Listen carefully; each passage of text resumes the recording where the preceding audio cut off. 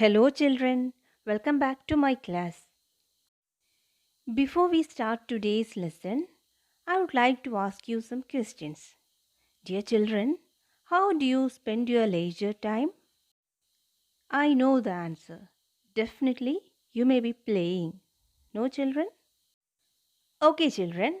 Which game would you prefer to play? You may play the games like hide and seek, or sometimes you may play snake and ladder, chess, or you may be playing cricket or football. Isn't it, children? Tell me, children, which is your favorite game? Why do we play, children? Yes, we play to have fun. Do you know, children? The purpose of the games are not mere enjoyment. They involve lots of physical and mental stamina. Here we have a lesson in our English literature textbook.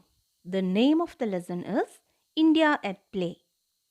In this lesson, we will learn about various games that originated in India and how, with the time, they have been reinvented.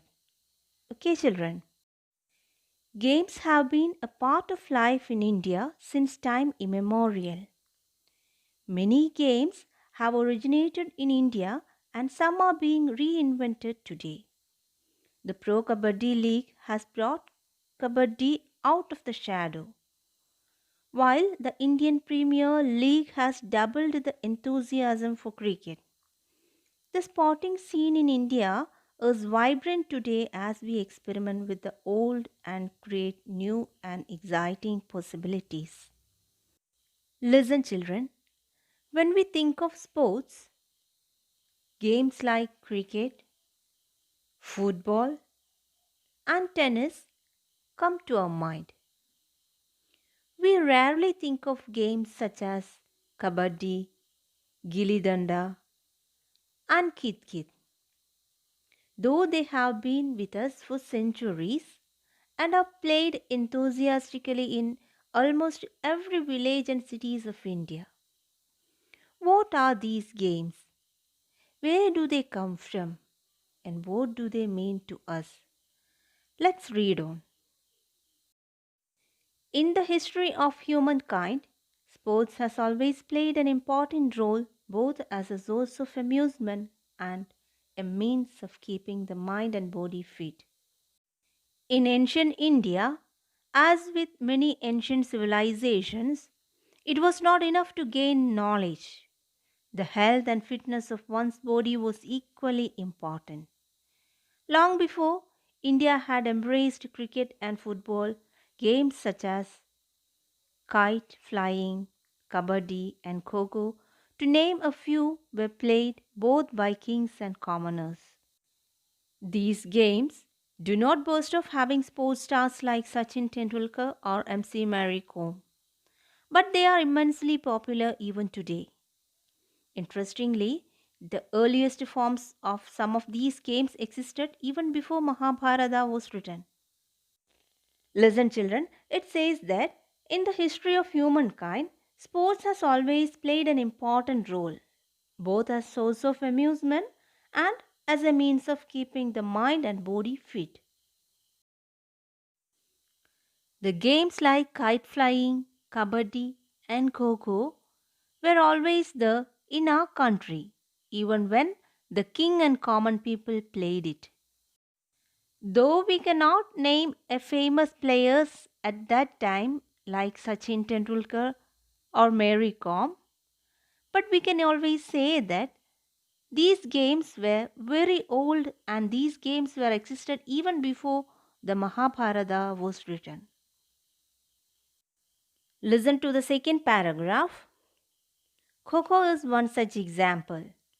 A game of great agility and alertness. In ancient time, it was played on raths or chariot and was known as Rathera. In its modern version, a chaser from one team tries to touch an opponent from the other team to get them out. The chaser may pass his or her task to a teammate sitting on the central line made on a rectangular field by touching the teammate's back and shouting "Go." The team that takes the shortest time to dismiss its rivals wins. This paragraph talks about the game Kho-Kho.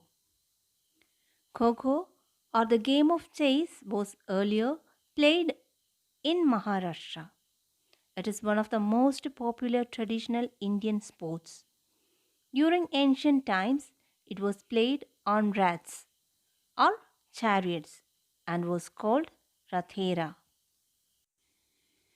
The team which is sitting inside the ground, one by one, they will run to touch the player who's by the opponent teams to make them out. Here, the chaser can get any chasing team member to take over and continue the chase by tapping him on back, telling "Go" loudly. The team that takes the shortest time to dismiss its rival wins. Here, dismiss its rival means touch all the opponents and make them out, so that the team which does it in shorter time, they are considered as winner.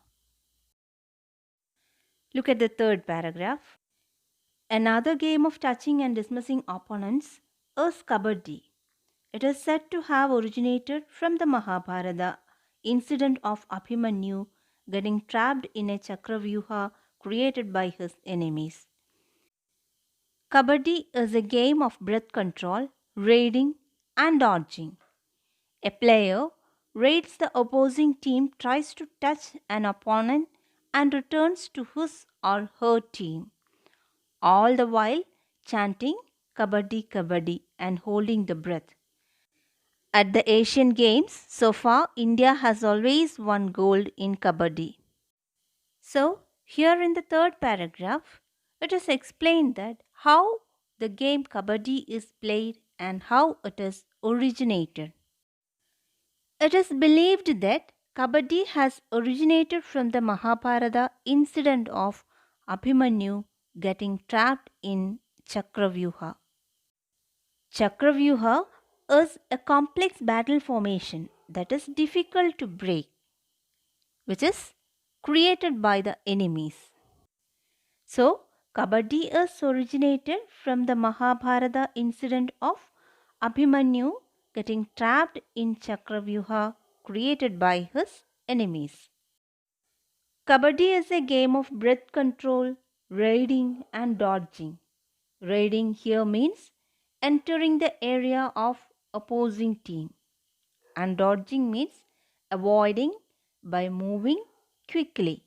In this game, a player enters the opposing team and tries to touch an opponent and return to his or her team, all the while chanting Kabaddi Kabaddi and holding the breath. And at the Asian Games so far, India has won the gold in Kabaddi.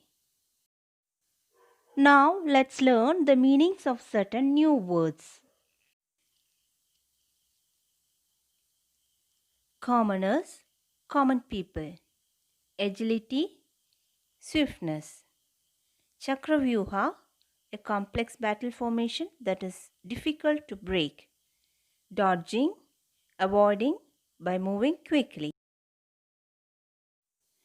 Okay, children, all of you read the textbook. We'll meet in the next class.